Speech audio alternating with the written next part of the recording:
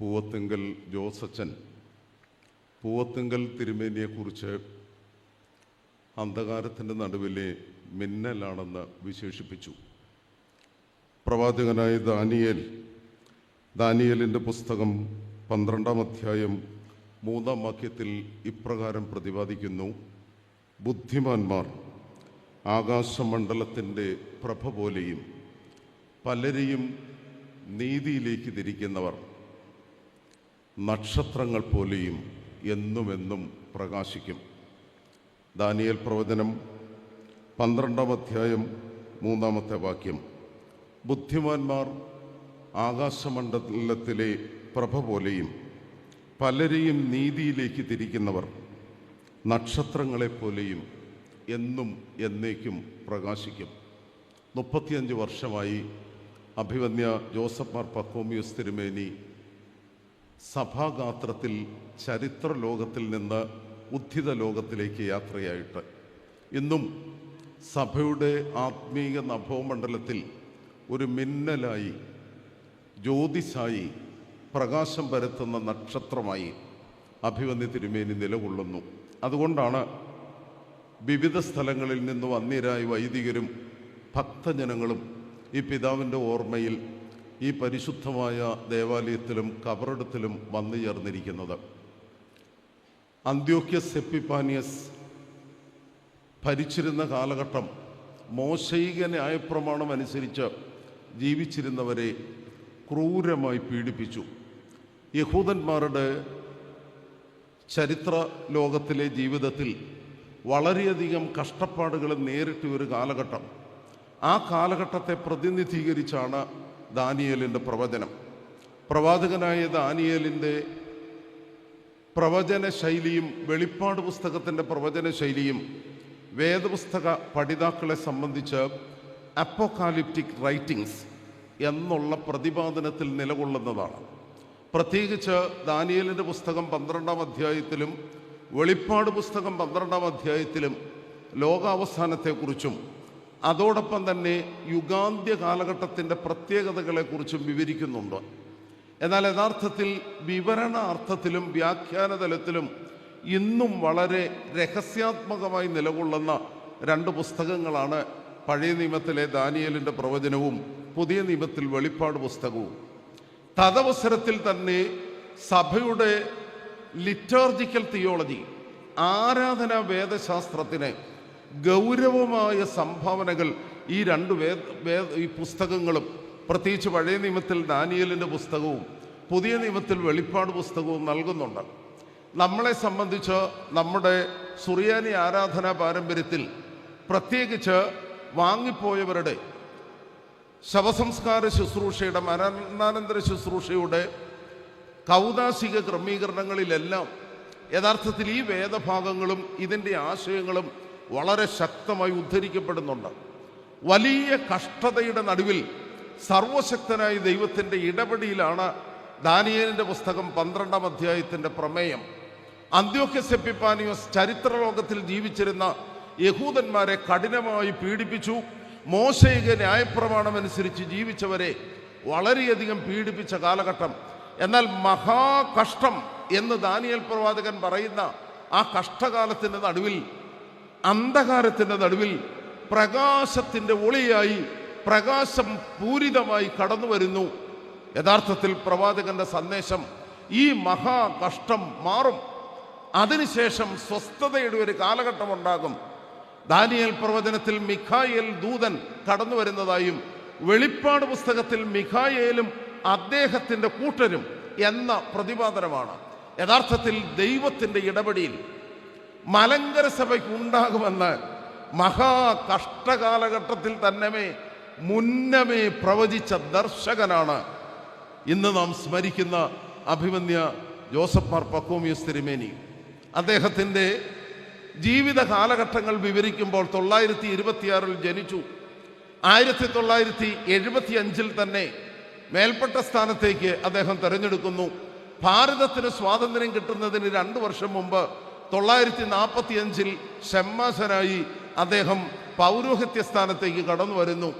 മലങ്കര സഭയുടെ മഹനീയ നേതൃത്വം പരിശുദ്ധനായ ബസേലിയോസ് ഗീവർഗീസ് ദ്വിതീയൻ ബാവായും അതുപോലെ തന്നെ പരിശുദ്ധനായ ഔഗൻ ബാവ തിരുമേനിയും അദ്ദേഹത്തെ വിവിധ നിലകളിൽ പ്രത്യേകിച്ച് ഷമ്മാശനായും കശീശിയായും മഹാപുരോഹിതനായും വാഴിച്ചു.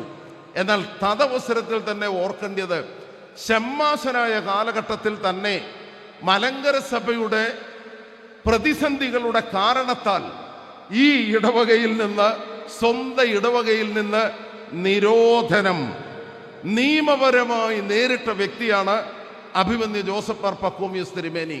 അതുകൊണ്ട് പൗരോഹിത്യ ശുശ്രൂഷയുടെ തുടക്കത്തിൽ തന്നെ മലങ്കര സഭയുടെ പ്രതിസന്ധി അതിൻ്റെ പാത്രമായി തീർന്ന ഒരു വ്യക്തി എന്ന നിലയിൽ യഥാർത്ഥത്തിൽ മലങ്കര സഭയുടെ ശ്രേഷ്ഠമായ ശുശ്രൂഷയിൽ സർവശക്തനായ ദൈവത്താൽ അദ്ദേഹം പരുവപ്പെട്ടു വന്നു.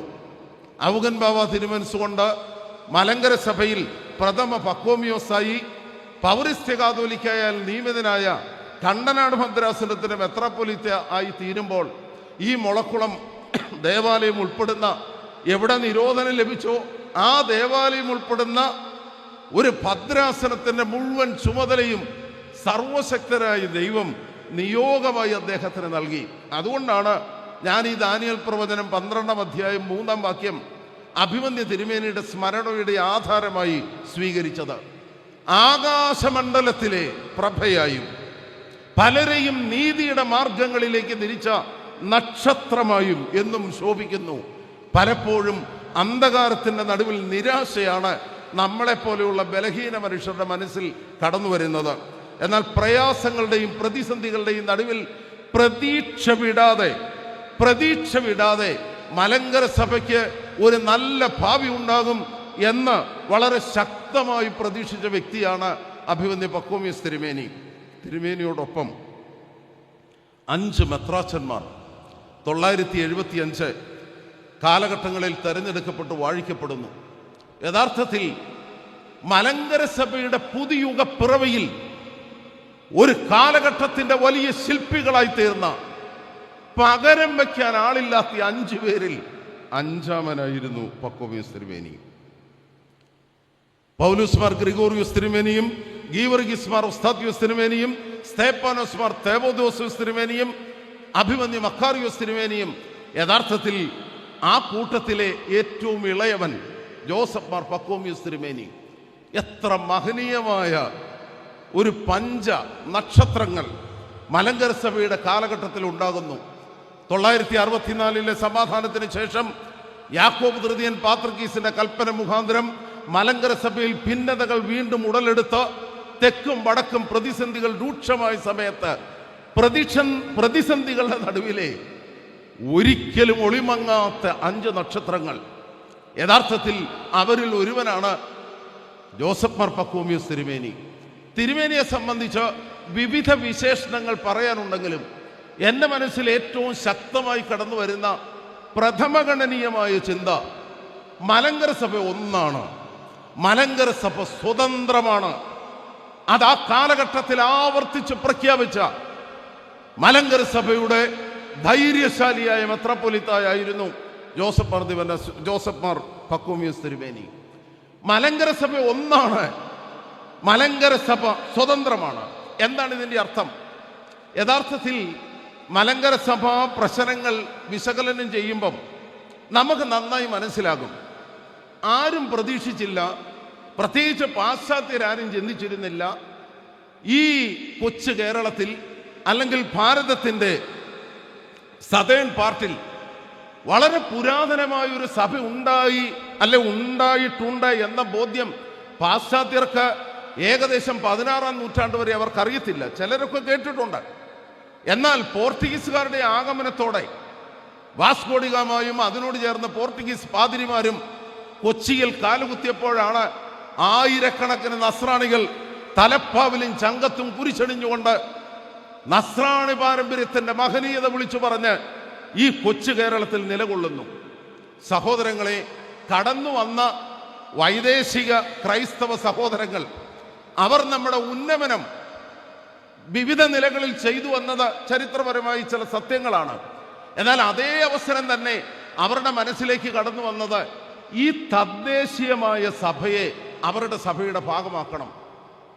ഈ തദ്ദേശീയമായ സഭയെ അവരുടെ സഭയുടെ ഭാഗമാക്കണം. 1599 ഡയാംബർ സിനഡും അതിനുശേഷം നമുക്കെല്ലാവർക്കും പരിചിതമായ 1876 മുളന്തുരുത്തി സുന്നകദോസും ഒക്കെ അടിസ്ഥാനപരമായി ഒറ്റ ലക്ഷ്യം, മലങ്കര സഭ സ്വതന്ത്രമല്ല, ഞങ്ങളുടെ കീഴിലുള്ള സഭ എന്ന കാഴ്ചപ്പാടിലേക്ക് വരുത്തണം. ഞാൻ ഒരു വേദഭാഗം ഉദ്ധരിക്കുന്നു. ഗലാത്യ ലേഖനം 2-ാം അധ്യായം 9-ാം വാക്യം.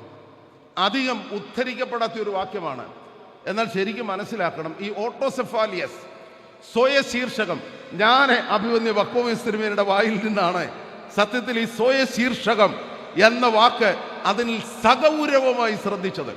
തിരുമേനിയോടുകൂടെ പൊത്തമ്പ്രന്തേറായിൽ ശുശ്രൂഷയ്ക്ക് കൂടുകയും ആ മുഖം എൻ്റെ മനസ്സിൽ ഇന്നും തെളിഞ്ഞു നിൽക്കുകയാണ്. പട്ടംകുട ശുശ്രൂഷകളിൽ മനോഹരമായ ശബ്ദത്തിൽ ഓക്സിയോസ് എന്ന് തിരുമേനി വിളിക്കുന്നത് മലങ്കര സഭയുടെ പുളകമായിരുന്നു. തിരുമേനിയുടെ മനോഹരമായ വാക്കാണ് മലങ്കര സഭ സ്വതന്ത്രമാണ്, മലങ്കര സഭ ഒന്നാണ്. എന്നാൽ സത്യത്തിൽ മലങ്കര സഭയുടെ സ്വതന്ത്ര കാഴ്ചപ്പാടിനെ, സ്വതന്ത്ര പ്രകൃതത്തെ അത് തെറ്റിദ്ധരിപ്പിക്കുവാൻ ഇവിടെ വന്ന മറ്റ് സഹോദര ക്രൈസ്തവർ കൊണ്ടുവന്ന ചിന്ത അപ്പോസ്തോലിക സമൂഹത്തിന്റെ തലവൻ പത്രോസ്ലീഹായാണ്. അതുകൊണ്ട് ആഗമന സഭയുടെ തലവൻ പത്രോസ്ലീഹായാണ്. ഈ പത്രോസിന്റെ പിൻഗാമിത്വം അതൊന്ന് ശരിക്കും വിശകലനം ചെയ്താൽ മനസ്സിലാകും. പത്രോസിന്റെ പിൻഗാമിത്വമാണ് റോമിലെ സഭയും അന്ത്യോക്യൻ സുറിയാനി സഭയും മലങ്കര സഭയെ അവരുടെ ഭാഗമാക്കാൻ വേണ്ടി കൊണ്ടുവന്ന കാഴ്ചപ്പാട്. എന്നാൽ ഗലാത്യ ലേഖനം 2-ാം അധ്യായം 9-ാം വാക്യത്തിൽ അപ്പോസ്തോലിക സഭയുടെ തൂണുകളായി പറയുന്നത് യാക്കോബും യോഹന്നാനും കേപ്പായുമാണ്. ഇത് വേദപുസ്തകത്തിലുള്ള വാക്യമാണ്. ധന്യനായ പൗലോസ് അപ്പോസ്തലൻ പറയുന്നു, ഞാൻ യെരൂശലേമിൽ സഭയുടെ തൂണുകളായ കേപ്പാവിനോടും യാക്കോബിനോടും യോഹന്നാനോടും ആലോചിച്ച്. അപ്പോൾ അപ്പോസ്തോലിക പാരമ്പര്യത്തിൽ സഭയുടെ തൂണ് പത്രോസ്ലീഹ മാത്രമല്ല, പത്രോസും യാക്കോബും യോഹന്നാനുമാണ്. പിന്നെ എങ്ങനെ ഈ പത്രോസ് മാത്രമായി വന്നു? അത് പത്രോസ്ലീഹ അറിഞ്ഞിട്ടില്ല കേട്ടോ. അവിടെയാണ് ഈ വ്യാഖ്യാനം വന്നു പിഴച്ച ഗതികേടുകൾ. Lutherans are not, Luther was not a Lutheran എന്ന് പറയും. Luther was not a Lutheran എന്ന് പറഞ്ഞ പോലെ പത്രോസ്ലീഹ ഒരിക്കലും ഈ പത്രോസിന്റെ പരമാധികാരം പറയുന്ന ആളല്ല കേട്ടോ. അദ്ദേഹം ഒരിക്കലും അങ്ങനെ ചിന്തിച്ചിട്ടില്ല. കാരണം സഭയെ സംബന്ധിച്ചോ അപ്പോസ്തല പ്രവർത്തികൾ വിവരിക്കുന്ന യെരൂശലേം സുന്നകദോസിലും ശമ്മാശന്മാരെ തെരഞ്ഞെടുക്കുന്ന സമയത്തുമൊക്കെ സഭയുടെ തൂണുകളായി നിലകൊള്ളുന്നത് യാക്കോബും യോഹന്നാനും പത്രോസുമാണ്. ഈ പാരമ്പര്യം ആദ്യത്തെ 3 സുന്നഹദോസുകളിലും വ്യക്തമാണ്. എന്നാൽ ആദ്യത്തെ ആഗമന സുന്നഹദോസുകളുടെ കാലഘട്ടം കഴിഞ്ഞ് റോമ സാമ്രാജ്യത്തിന്റെ പടിഞ്ഞാറ് റോമൻ പ്രവിശ്യ രാഷ്ട്രീയമായ പ്രാധാന്യത്തിലേക്ക് വന്നു. അങ്ങനെയാണ് ഈ papal development or papacy development ആഗമന ക്രൈസ്തവ ചരിത്രത്തിൽ ഉണ്ടാകുന്നത്. റോമ സാമ്രാജ്യത്തിൽ റോമൻ പ്രവിശ്യയുടെ പ്രാധാന്യം വന്നപ്പോൾ റോമിലെ മെത്രാപ്പൊലിത്ത റോമ സാമ്രാജ്യത്തിലെ മെത്രാപ്പൊലിത്തന്മാരുടെ തലവനായി. അതിനു കൊണ്ടുവന്ന ഒരു എക്ലിയേസിയാസ്റ്റിക്കൽ ഡെഫിനിഷനാണ് പത്രോസിന്റെ പരമാധികാരം. ഇത് വേദപുസ്തകപരമല്ല. പിതാക്കന്മാരുടെ ക്രമീകരണത്തിൽ ഇങ്ങനെയില്ല. ഇതേ ഭാഗം തന്നെയാണ് ഓറിയന്റൽ ഓർത്തഡോക്സ് സഭയിൽ, പ്രത്യേകിച്ച് അന്ത്യോക്യൻ സുറിയാനി സഭയിൽ അന്ത്യോക്യൻ പാത്രികീസും മറ്റുള്ള സഭകളിൽ പരമാധികാരം ഉണ്ടാക്കിയെടുക്കാൻ വേണ്ടിയിട്ട് പത്രോസിന്റെ പരമാധികാരം എന്ന ആശയം അദ്ദേഹം കൊണ്ടുവന്നു. എന്നാൽ മലങ്കര സഭയുടെ സ്വയശീർഷകത്തിന്റെ അടിസ്ഥാനം ഓറിയന്റൽ ഓർത്തഡോക്സ് സഭയുടെ പ്രകൃതമാണ്. നമുക്കറിയാവുന്നതുപോലെ ആഗമന ക്രൈസ്തവ സഭയിൽ പടിഞ്ഞാറൻ പാരമ്പര്യം ലത്തീനും റോമ സാമ്രാജ്യത്തിന്റെ കിഴക്കൻ പാരമ്പര്യം ഗ്രീക്ക് പാരമ്പര്യവും റോമ സാമ്രാജ്യത്തിനും കിഴക്ക്, അതാണ് ഈ ഫാർ ഈസ്റ്റേൺ, കിഴക്കിന്റെ കിഴക്ക്, ഓറിയന്റൽ. ഈ ഓറിയന്റൽ ഓർത്തഡോക്സ് സഭകളിൽ യഥാർത്ഥത്തിൽ വിശ്വാസ പ്രമാണത്തിലെ സഭയുടെ വിശേഷണം അതേപടി അനുസരിക്കുന്നു. സഭ ഏകമാണ്, വിശുദ്ധമാണ്, അപ്പോസ്തോലികമാണ്. സഭയുടെ പ്രകൃതമാണ് സാർവത്രികം. ഇന്ന് പലരും പറയുന്നു തൊപ്പി ഞങ്ങളുടേത്, കുപ്പായം ഞങ്ങളുടേത്, ആരാധന ഞങ്ങളുടേത്. അതാണ് സഭയുടെ സാർവത്രികതയുടെ പ്രതീകം. അത് ഇച്ചിരൂടെ അന്വേഷിച്ചാൽ അറിയാം. ഇന്നിപ്പോ അങ്ങനെ ചിന്തിച്ചു നോക്കിയാൽ ഈ അടുത്തയിടയിൽ മാമോദീസ സ്വീകരിച്ച ബിലീവേഴ്സ് ചർച്ചും തൊപ്പിയും കുപ്പായവും രീതികളും പ്രകൃതങ്ങളും എല്ലാം ചേർത്ത് വെക്കുന്നുണ്ട്. എന്നാൽ ഇതിന്റെ മറുവശം ചിന്തിച്ച് വിശ്വാസം ഒന്ന്, ആരാധന ഒന്ന്. അപ്പൊ സഭ ഒന്നാകുവാനുള്ള സാധ്യത വർദ്ധിക്കുകയാണ്. ഭിന്നതകളില്ലാതെ ഒന്നാകാനുള്ള പ്രകൃതമാണ് സാർവത്രികം. അത് നന്നായി തിരിച്ചറിഞ്ഞ ആളാണ് ജോസഫ് മാർ പക്കോമീസ് തിരുമേനി. അതുകൊണ്ടാണ് അദ്ദേഹം ആവർത്തിച്ചു പറഞ്ഞു, മലങ്കര സഭ ഒന്നാണ്, മലങ്കര സഭ സ്വതന്ത്രമാണ്. ഞാൻ ഓർമ്മിപ്പിച്ചതുപോലെ ഡയാംബർ സിനഡും ഉദയംപൂർ സിനഡും മുളന്തുരുത്തി സുന്നകദോസും ഒക്കെ ബോധപൂർവം മലങ്കര സഭയെ അവരുടെ ഭാഗമാക്കാൻ ശ്രമിച്ചു. അതിൻ്റെ ഭാഗമാണ് ഈ മൂറോൻ കൂദാശയുടെ ആധികാരികതയും പട്ടംകൊടയുടെ ആധികാരികതയും ഒക്കെ മലങ്കര സഭയുടെ ചരിത്രത്തിലേക്ക് വന്നത്. ആഗമാന ക്രൈസ്തവ പാരമ്പര്യത്തിൽ ഇന്ന് നമ്മുടെ മനസ്സിൽ, നമ്മുടെ ചരിത്രത്തിൽ കാതോലിക്ക സ്ഥാപനം പോലും ഈ ഒരു കാഴ്ചപ്പാടിൽ നമ്മൾ എഴുതി. എന്നാൽ ഒന്നാം മാർത്തോമ മുതൽ മലങ്കര സഭയുടെ പ്രകൃതം സ്വതന്ത്രമാണ്. ആ സ്വാതന്ത്ര്യം അത് അരക്കിട്ടുറപ്പിക്കുവാൻ നിലകൊണ്ട വ്യക്തിയാണ് ജോസഫ് മാർ ദിവനാസ്യൂസ് തിരുമേനി. പ്രത്യേകിച്ച് 1665 കാലഘട്ടങ്ങളിൽ അന്ത്യോക്യൻ സുറിയാനി സഭയിൽ നിന്ന് പല പിതാക്കന്മാരും മലങ്കരയിലെത്തി. അങ്ങനെ ഈ വടക്കൻ പ്രദേശത്ത് ആരാധനാപരമായ പല പാഠശാലകളും മാമലശ്ശേരിയിലും കോനാട്ടും വിവിധ സ്ഥലങ്ങളിൽ തുടങ്ങി. സത്യത്തിൽ ഈ സഭയുടെ പ്രതിസന്ധിയെക്കുറിച്ചൊന്ന് ഭംഗിയായി വിശകലനം ചെയ്താൽ കുറെയൊക്കെ മൽപ്പാൻ മനസ്സിലെ പരസ്പര വൈരുദ്ധ്യങ്ങളും അസൂയകളും ഇതിൻ്റെ ഇടയിലുണ്ട്. അതിൻ്റെ ഒരു വലിയ പ്രത്യേകതയായിരുന്നു ആദ്യം മുളന്തുരുത്തി സുന്നകദോസിന് മുൻപ് വടക്കിൻ്റെ പ്രമാണിത്വവും, അതിനുശേഷം പ്രത്യേകിച്ച് ചേപ്പാട്ട് മാർ ദിവനാസ്യൂസ് തിരുമേനിയുടെ കാലഘട്ടത്തിന് ശേഷം തെക്കിൻ്റെ അപ്രമാദിത്വവും വന്നു. എന്നാൽ തെക്കും വടക്കും ആ ചിന്ത ദോഷമാണെന്ന് നന്നായി തിരിച്ചറിഞ്ഞവനാണ് ജോസഫ് മാർ ദിവനാസ്യൂസ് തിരുമേനി. അവിടെയാണ് തിരുമേനിയെ നമ്മളെ ഭംഗിയായി വിശകലനം ചെയ്യുമ്പം ഈ സിയോ ജോർജ് ഇവിടെ വന്നിരിക്കുന്നത് അച്ഛനെല്ലാം ഓർമ്മയ്ക്കും വരും. അതെ, ഞങ്ങൾക്ക് എല്ലാവർക്കും അറിയാം. ഞങ്ങൾ ഈ കാര്യങ്ങൾ വളരെ വ്യക്തമായി, ഒരു വ്യത്യാസവും തെക്കും വടക്കുമെന്ന ഒരു വ്യത്യാസവും സഭയുടെ ആരാധന ക്രമീകരണങ്ങളിലും പാരമ്പര്യത്തിലും ഒരിക്കൽ പോലും ദർശിക്കാതെ സമഭാവനയോടെ പക്കോമീസ് തിരുമേനി നിലകൊണ്ടു. അതുകൊണ്ടാണ് കോട്ടയം ഭദ്രാസനത്തിന്റെ അസിസ്റ്റന്റ് മെത്രാപ്പോലീത്ത അദ്ദേഹം പട്ടം സ്വീകരിച്ചത് തെക്ക് ദേവാലയത്തിൽ വെച്ച്. അവിടെ തന്നെ പല പള്ളികളിൽ അദ്ദേഹം ശുശ്രൂഷ അനുഷ്ഠിച്ചു. അന്ന് വടക്കൻ പ്രദേശത്ത് നിന്ന് അനേക വൈദികർ തെക്കൻ പ്രദേശത്ത് പോയി ശുശ്രൂഷ അനുഷ്ഠിച്ചു. ഇന്ന് നേരെ തിരിച്ച് കാലഘട്ടം മാറി വരുമ്പോൾ തിരിച്ചും വരുന്നുണ്ട്. സഹോദരങ്ങളെ, ഈ അർത്ഥതലത്തിൽ ഞാൻ പറയട്ടെ, ഒരു സാമൂഹിക പ്രതിസന്ധി പ്രത്യേകിച്ച് മൽപ്പാൻ സ്കൂളുകളുടെ പാരമ്പര്യത്തിൽ, അത് പാശ്ചാത്യ പാരമ്പര്യത്തിൽ ശക്തമായിട്ടുണ്ടായിരുന്നു. മൂസൽ പാരമ്പര്യവും മത്തായി തേറ പാരമ്പര്യവും അത് തമ്മിലാണ് വഴക്കം കൊണ്ട് തുടങ്ങിയത്. അതുപോലെ തന്നെ സഭയുടെ പ്രധാനപ്പെട്ട ചില വേദവിപരീതങ്ങൾ, അതെല്ലാം മൽപ്പാൻ സ്കൂളുകൾ, അന്ത്യോക്യൻ സ്കൂള്, അലക്സാൻഡ്രിയൻ സ്കൂള്, ഇതിലെ ഭിന്നതകൾ വളരെ രൂക്ഷമായി ആഗമാന സഭയുടെ പാരമ്പര്യത്തെ ഗ്രസിച്ചിരുന്നു. അതിൻ്റെ ചെറിയ മേഖലകൾ ഈ മലങ്കര സഭയുടെ വിവിധ മേഖലകളിലും ഉണ്ടായി. അതുകൊണ്ട് ഈ കാലഘട്ടത്തിൽ അഭിവന്യ ജോസഫ് മാർ പക്കോമീസ് തിരുമേനിയുടെ ഓർമ്മയിൽ വളരെ ശക്തമായി പ്രതിധ്വനിക്കേണ്ട ഒരു ചിന്തയുണ്ട്. സഹോദരങ്ങളെ, മലങ്കര സഭ ഒന്നാണ്. മലങ്കര സഭയിൽ തെക്കും വടക്കും കിഴക്കും പടിഞ്ഞാറും കേരളത്തിന് പുറത്തും ഇന്ത്യക്ക് പുറത്തും എന്നൊന്നില്ല. മലങ്കര സഭ ഒന്നാണ്. മലങ്കര സഭ സ്വതന്ത്രമാണ്. മലങ്കര സഭയുടെ പരമാധ്യക്ഷൻ മലങ്കര സുറിയാനി ക്രിസ്ത്യാനി അസോസിയേഷൻ തെരഞ്ഞെടുക്കുന്ന കിഴക്കിന്റെ കാതോലിക്കായും മലങ്കരയുടെ മെത്രാപ്പോലിത്തായും മലങ്കര മെത്രാപ്പോലിത്തായുമാണ്.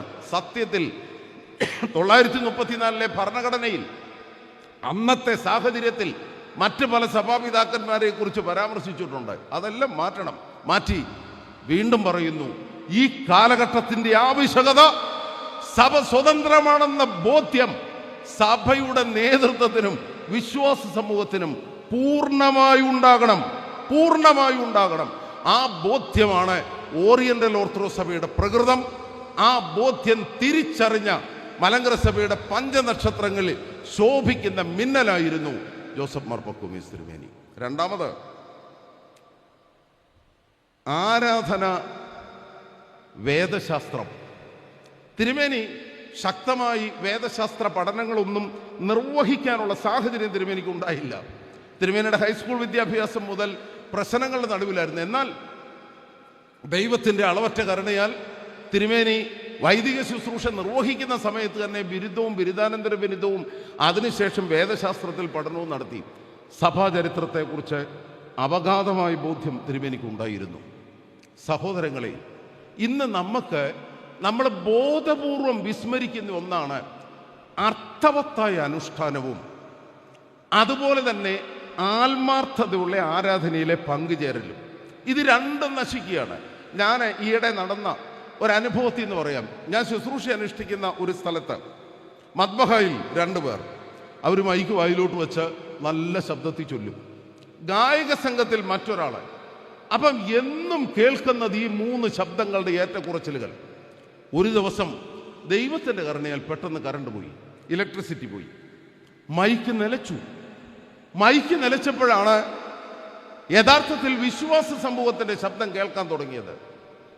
ഇന്ന് നമുക്ക് വന്നിരിക്കുന്ന വലിയൊരു ഗതികേട് വിശ്വാസ സമൂഹത്തിൻ്റെ അർത്ഥവത്തായ പാർട്ടിസിപ്പേഷൻ, മീനിങ്ഫുൾ പാർട്ടിസിപ്പേഷൻ അവർ ലിറ്റോർജി, അത് നമുക്ക് നഷ്ടപ്പെടുകയാണ്. യഥാർത്ഥത്തിൽ പ്രത്യേകിച്ച് ഇന്നത്തെ കാലഘട്ടത്തിനനുസരിച്ച് സൗണ്ട് സിസ്റ്റമൊക്കെ ഉപയോഗിക്കണം. എന്നാൽ പ്രാധാന്യം ജനസമൂഹത്തിനായിരിക്കണം, ആരാധിക്കുന്ന സമൂഹത്തിനായിരിക്കണം. തിരുമേനി നിർവഹിച്ച വിശുദ്ധ കുർബാനകൾ അതിൽ പങ്കുചേർന്നിട്ടുള്ളത് കൊണ്ടും ശുശ്രൂഷകനായി തിരുമേനിയുടെ കൂടെ നിന്നിട്ടുള്ളത് കൊണ്ടും ഞാൻ എൻ്റെ അനുസ്മരണം സജീവമാക്കി പറയുന്നു. എത്ര മനോഹരമായി ആരാധന നിർവഹിച്ചു. അർത്ഥമറിഞ്ഞ് ആരാധന നിർവഹിക്കുമ്പോഴാണ് വിശ്വാസ സമൂഹത്തിൻ്റെ വിശ്വാസം നിലനിൽക്കുന്നത്. ഇന്ന് വിശ്വാസ പ്രമാണം പോലും വിശ്വാസമില്ലാതെ ചൊല്ലുന്നത് കൊണ്ടാണ് ആധ്യാത്മിക ജീവിതത്തിൻ്റെ അധപ്പതനം.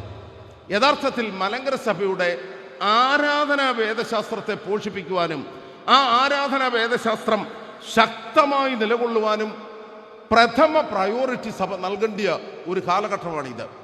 പ്രത്യേകിച്ച് നമ്മുടെ ഈ അമേരിക്കൻ ഭദ്രാസനത്തിൻ്റെ ചെറുപ്പക്കാരുടെ വളർച്ചയെ ഒന്ന് വിശദീകരിച്ചാൽ അറിയാം. അഭിവന്യ കാലം ചെയ്ത ബർന്നമാസ് തിരുമേനിയുടെ ഒരു ജീവിതം വലിയ ഇൻസ്പിറേഷൻ ആയിരുന്നു. നല്ലതുപോലെ ചെറുപ്പക്കാർ സഭയുടെ ആരാധന പാരമ്പര്യങ്ങൾ അർത്ഥമറിഞ്ഞ് നോയമ്പനുഷ്ഠിക്കാനും ആരാധനയെ സംബന്ധിക്കാനും തുടങ്ങിയപ്പോൾ ഉത്തരാധുനികമെന്ന് വിചാരിച്ച ഒരു സമൂഹത്തിൽ പോലും സഭയുടെ വളർച്ച ത്വരിതഗതിയിലായി. അഭിവന്യ ഗീവർഗീസ് മാർ യുവാനൂസ് തിരുമേനി കോട്ടയം ഭദ്രാസനത്തിൻ്റെ ചുമതല ഏറ്റെടുക്കുമ്പം തിരുമേനി ചുമതല ഏറ്റെടുത്തതിന് ശേഷം ഒരു യുവജന പ്രസ്ഥാനത്തിൻ്റെ മീറ്റിംഗ് 600-700 ആളുകൾ പങ്കെടുക്കുന്നുണ്ട്. 50 നോയമ്പ് എടുക്കുന്നവർ കൈവക്കാൻ പറഞ്ഞു. 20 പേര് പോലും ഇല്ല. എന്നാൽ 25 വർഷം കഴിഞ്ഞ് അതേ തിരുമേനി യുവജന പ്രസ്ഥാനത്തിൻ്റെ ഒരു മീറ്റിങ്ങിൽ 50 നോയമ്പ് എടുക്കുന്നവർ കൈവക്കാൻ പറഞ്ഞപ്പോൾ കടന്നു വന്ന 800 പേരിൽ 99% കൈവക്കി. അതാണ് സഭയുടെ മാറ്റം. അതാണ് സഭയ്ക്കുണ്ടാകേണ്ടിയ മാറ്റം. Meaningful participation in our liturgy. അത് വിശ്വാസം മനസ്സിലാക്കി വിശ്വസ്തയോടെ ജീവിക്കുന്ന ഒരാധ്യാത്മിക നേതൃത്വത്തിന് മാത്രമേ യഥാർത്ഥത്തിൽ സഭയുടെ ആരാധന സജീവമാക്കാനും അർത്ഥമറിഞ്ഞ് ശുശ്രൂഷകളിൽ പങ്കെടുക്കുവാനും ആ ശുശ്രൂഷയുടെ ഭാഗഭാഗിത്വം വിശ്വാസ സമൂഹത്തിൻ്റെ മുഴുവനായി പരിണമിപ്പിക്കുവാനും സാധിക്കുകയുള്ളൂ. ഞാൻ അവസാനിപ്പിക്കട്ടെ. പൂവത്തെങ്കിലെ ജോസച്ചൻ പറഞ്ഞൊരു വാചകം, പരിശുദ്ധനായ ബസേലിയോസ് മാർത്തോമ പ്രഥമൻ തിരുമേനി അദ്ദേഹം ജോസഫ് മാർ പക്കൂമിയസ് തിരുമേനിയെ കുറിച്ച് എഴുതി വിശ്വസ്തൻ എന്ന്. പക്കൂമിയസ് തിരുമേനി വട്ടക്കുന്നേ ബാബായുടെ പ്രതീക്ഷയായിരുന്നു. അതെന്തുകൊണ്ട് എടുത്തു പറയുന്നു എന്ന് ചോദിച്ചാൽ അതിന് വലിയ പ്രസക്തിയുണ്ട്. പരിശുദ്ധനായ ഗീവർഗീസ് തിദിയൻ ബാവ അദ്ദേഹത്തെ വൈദിക പദവിയിലേക്ക് കൊണ്ടുവന്നു. ഔഗൻ ബാവ തിരുമേനി മെത്രാപ്പോലീത്തയാക്കി. എന്തൊരു അനുഗ്രഹീതമായ കൈവപ്പുകൾ ജോസഫ് മാർ ദിവനാസ് തിരുമേനിക്ക് കിട്ടി. കാതോലിക്കയുടെ അസിസ്റ്റൻ്റായി, മലങ്കര മെത്രാപ്പോലീത്തയുടെ അസിസ്റ്റൻ്റായി, സുനഹദോസിൻ്റെ സെക്രട്ടറിയായി, അതുപോലെ തന്നെ കോർപ്പറേറ്റ് മാനേജ്മെൻറ്റ് സ്കൂളിൻ്റെ വൈസ് പ്രസിഡൻ്റായി എന്തെന്ത് ചുമതലകൾ പക്കോമീസ് തിരുമേനി നിർവഹിച്ചു. പക്കോമീസ് തിരുമേനി കോട്ടയം കേന്ദ്രീകരിച്ച് വട്ടക്കുന്നൻ ബാബായുടെ കൂടെയുണ്ട്. ഇന്ന് നിങ്ങളെന്നെ തെറ്റിദ്ധരിക്കരുതേ, ബാബായുടെ ആള് എന്ന് പറഞ്ഞാൽ വല്ലാത്തൊരു പ്രശ്നമാണ്. എവിടെയെങ്കിലും വെട്ടിക്കൽ ഡയറായിലോ പഴയ സെമിനാരിയിലോ പരിമലയിലോ ദേവലോകത്തോ ഒരച്ഛനെ ചുമതലപ്പെടുത്തി കഴിഞ്ഞാൽ ആ അച്ഛൻ്റെ ഗതികേടാണ്. പൊങ്കാലയിടുകയാണ് സാമൂഹ്യ മാധ്യമങ്ങളിൽ. ആരാണ് ബാബായുടെ ആള്? അവിടെയാണ് വട്ടക്കുന്നേ ബാബ തിരുമേനി ജോസഫ് മാർ ദിവന്നാസ്യോസ് തിരുമേനിയെ കുറിച്ച് വിശ്വസ്തൻ എന്നെഴുതിയതിന്റെ അർത്ഥം. മലങ്കര സഭയുടെ പരമാധ്യക്ഷന്മാർ ഒരാളെ വിശ്വസ്തൻ എന്ന് കാണുന്നുവെങ്കിൽ അതിനൊരർത്ഥമുണ്ട്. ആ അർത്ഥം എല്ലാ തരത്തിലും തിരുമേനിയുടെ ഹൃദയത്തിൽ നിറഞ്ഞു നിന്നു എന്നത് ഇവിടെ ഇപ്പൊ ഇരിക്കുന്നതിൽ ചില മനുഷ്യർക്കറിയാം. ജോസഫ് മാർ ദിവന്നാസ്യോസ് ജോസഫ് മാർ പക്കോമീസ് തിരുമേനിയുടെ ദേഹവിയോഗം അറിഞ്ഞപ്പോൾ മാർത്തോമാ ശ്ലീഹായുടെ സിംഹാസനത്തിൽ ഗജ സൗന്ദര്യത്തിൻ്റെ പ്രതീകമായ വട്ടക്കുന്നേ തിരുമേനി ഒരു കൊച്ചു കുഞ്ഞിനെ പോലെ കരഞ്ഞു. അതിനൊരു കാരണമുണ്ട്. കാരണം മലങ്കര സഭയുടെ പ്രധാന മേലധ്യക്ഷന്റെ പ്രതീക്ഷയായിരുന്നു പക്കോമീസ് തിരുമേനി. വിശ്വസ്തതയുടെ പൂർണ്ണ രൂപമായി അദ്ദേഹം നിലകൊണ്ടു. 3 കാര്യങ്ങൾ അതിൽ വ്യക്തമാണ്. പ്രത്യേകിച്ച് വട്ടക്കുന്നേ ബാബ തിരുമേനിയെ സംബന്ധിച്ച് ആരാധനാ കാര്യങ്ങളിലെ താല്പര്യം അത് പക്കോമിയോസ് തിരുമേനിയിൽ പൂർണ്ണമായി ഉണ്ടെന്ന് വട്ടക്കുന്നേ ബാബയ്ക്ക് ബോധ്യമുണ്ടായിരുന്നു. പല സ്ഥലങ്ങളിലും മലങ്കര സഭയുടെ പരമാധ്യക്ഷൻ ഒരാളെ ഒരു കാര്യം ചുമതലപ്പെടുത്തുന്നുവെങ്കിൽ മണ്ടനായിട്ടല്ല, മണിയടികാരനായിട്ടല്ല, മറിച്ച് വിശ്വസ്തൻ. ഏത് കാര്യത്തിൽ? ഒന്നാമത് ആരാധനാ കാര്യത്തിൽ. അതിരാവിലെ എഴുന്നേറ്റ് പടക്കം വിടുന്നത് കാണുന്നതല്ല ആധ്യാത്മികത, മറിച്ച് സഭയുടെ നിഷ്ഠപ്രകാരം ക്രമമായി ആരാധന നടത്തുകയും ഏൽപ്പിച്ചിരിക്കുന്ന ഉത്തരവാദിത്വത്തിൽ ക്രമമായി ശുശ്രൂഷകൾ നിർവഹിക്കുകയും ചെയ്യുന്നുവെങ്കിൽ ആരാധനപരമായി വിശ്വസ്തനാണ്. ആ ആരാധനാപരമായ വിശ്വസ്തത ജോസഫ് മാർ പക്കോമീസ് തിരുമേനിയുടെ പൗരോഹിത്യ ജീവിതത്തിൽ നിറഞ്ഞു നിന്നിരുന്നു. ദീർഘകാലം എറണാകുളം സെന്റ് മേരീസ് കത്തീഡ്രലിൽ അദ്ദേഹം വികാരിയായിരുന്നു. എറണാകുളം സെന്റ് മേരീസ് കത്തീഡ്രൽ ഇടവകാംഗങ്ങളും അതുപോലെ തന്നെ തിരുമേനിയും ആ പരസ്പര ബന്ധം എത്ര ഭയങ്കരം. അതിൻ്റെ അടിസ്ഥാനം ആരാധനയിലെ വിശ്വസ്തതയായിരുന്നു. രണ്ടാമത്തെ വിശ്വസ്തത വിശ്വാസകാര്യങ്ങളിലെ വിശ്വസ്തതയാണ്.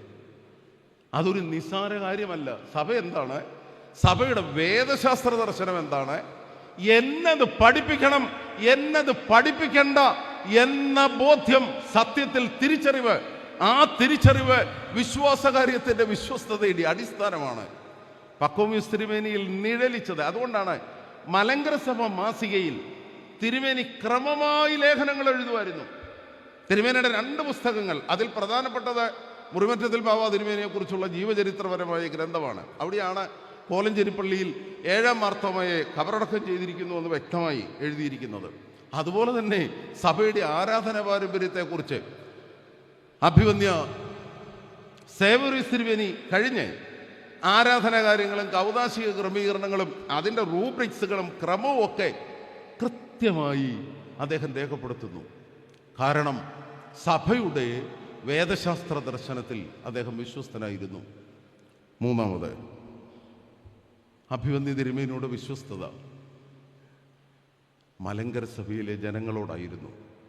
വടക്കൻ പ്രദേശങ്ങളിൽ കഷ്ടപ്പാടുകളും ദുരിതങ്ങളും, സ്വന്തം അമ്മയുടെ കബറടക്കത്തിന് പോലും പള്ളിമുറ്റത്ത് കാലുകുത്താൻ ഒരു വൈദികന് സാധിക്കാത്ത സാഹചര്യം.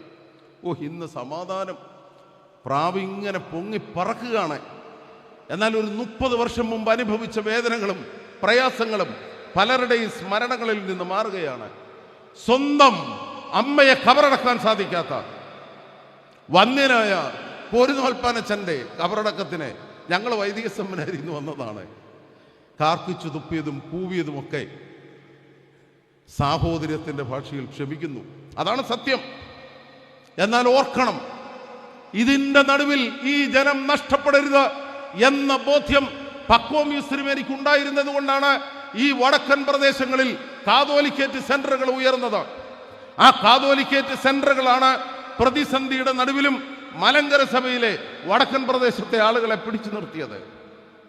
എത്രമാത്രം ക്രാന്തദർശിയായിരുന്നു തിരുമേനി. അതുകൊണ്ടാണ് ഞാൻ പറഞ്ഞത്, ദാനിയേലിൻ്റെ പുസ്തകം വെളിപ്പെടുത്തുന്നത് മഹാകഷ്ടകാലത്തിന് ഒരന്ത്യമുണ്ട്. ആ അന്ത്യത്തിന് ശേഷം വാങ്ങിപ്പോയവർ പോലും പ്രകാശത്തിൽ മഹത്വത്തിൽ ഉയർത്തെഴുന്നേക്കും. പഴയ നിയമത്തിൽ തന്നെ വിശ്വാസ സമൂഹത്തിന്റെ ഉയർപ്പും നിത്യതയിലെ ജീവിതവും പ്രതിപാദിക്കുന്നത് ദാനിയേലിന്റെ പുസ്തകമാണ്. 12-ാം അധ്യായം 3-ാം വാക്യം. സത്യത്തിൽ വാങ്ങിപ്പോയ വിശുദ്ധ ഇടയന്മാരെ ഓർക്കുമ്പോൾ ഈ വാക്യം വളരെ അന്വർത്ഥമാണ്. അവർ ആകാശമണ്ഡലത്തിലെ പ്രഭ പോലെയും പലരെയും നീതിയിലേക്ക് കൊണ്ടുവന്ന നക്ഷത്രം പോലെയും, അക്ഷരാർത്ഥത്തിൽ ശരിയാണ്. എന്തെല്ലാം പ്രതിസന്ധികളുടെ നടുവിലും ഈ സഭയുടെ വിശ്വാസ ജീവിതത്തിൻ്റെയും ആരാധനാ ജീവിതത്തിൻ്റെയും സഭയുടെ സ്വയശീർഷകത്തിൻ്റെയും നീതിബോധത്തിലേക്ക് മലങ്കര സഭയെ നയിച്ച പുണ്യവാനായ പിതാവ്, അദ്ദേഹം സ്ഥാപിക്കപ്പെട്ട കാതോലിക്കേറ്റ് സെന്ററുകൾ ഇന്ന് മലങ്കര സഭയിൽ വടക്കൻ പ്രദേശത്തെ വിശ്വാസികളുടെ അത്താണിയായി തീർന്നു. വിവിധ പട്ടംകൊടകളിൽ പൊതുവായ ശുശ്രൂഷകളിൽ ആ ശബ്ദം എത്ര മനോഹരം. അത് പൂവത്തുങ്കൽ ജോസച്ചൻ പറഞ്ഞതുപോലെ അന്ധകാരത്തിൻ്റെ നടുവിലെ മിന്നലായിരുന്നു. ആ മിന്നൽ കെടുകയില്ല. കെടുത്തരുതേ, കെടുത്തരുതേ, കെടാതെ സൂക്ഷിക്കാം. ദൈവം നമ്മെ അനുഗ്രഹിക്കട്ടെ.